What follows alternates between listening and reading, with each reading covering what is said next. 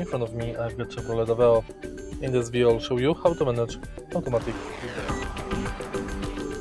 In the beginning, take a look in the center of the car. Right here we've got the gearbox knob. Firstly press brake. To switch from parking to reverse, press button located at the front of the knob and pull it. Next you can simply pull it to select neutral and drive. Next, if you press this button again and pull the lever, you can use the manual mode of the gearbox. In manual mode you can switch gears manually by pressing plus and minus button. You can see current gear on the instrument cluster display.